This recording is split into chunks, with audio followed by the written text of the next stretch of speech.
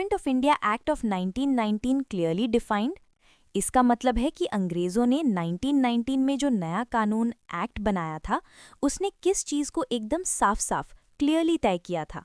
Options हैं ए, judiciary और legislature के बीच की पावर, बी, सेंट्रल और प्रोविंशियल गवर्नमेंट्स का अधिकार क्षेत्र यानी jurisdiction, C, secretary of state और वाइसरॉय की पावर्स, डी, इनमें से कोई नहीं।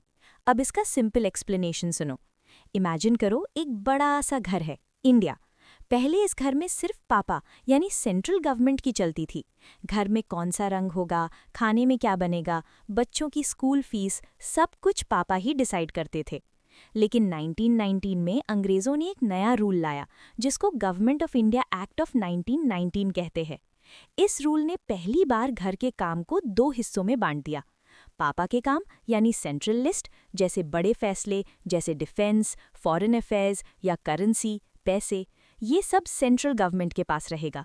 बेटों के काम यानी प्रोविंशियल लिस्ट, जैसे हेल्थ, एजुकेशन, एग्रीकल्चर, खेती, ये सब प्रोविंशियल गवर्नमेंट यानी आज के स्टेट्स जैसे यूपी, बिहार, महाराष्ट्र को दे दिए गए। तो इस एक्ट ने क्या किया?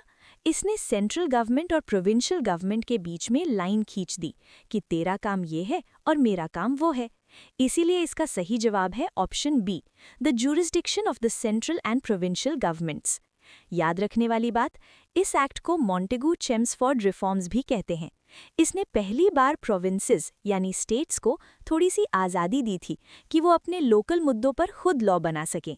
पहले सब कुछ सेंटर कंट्रोल करता था, पर 1919 से पावर का बंटवारा शुरू हुआ।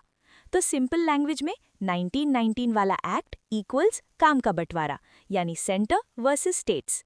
समझ आया ना? अब बताओ अगला क्वेश्चन कौन सा है?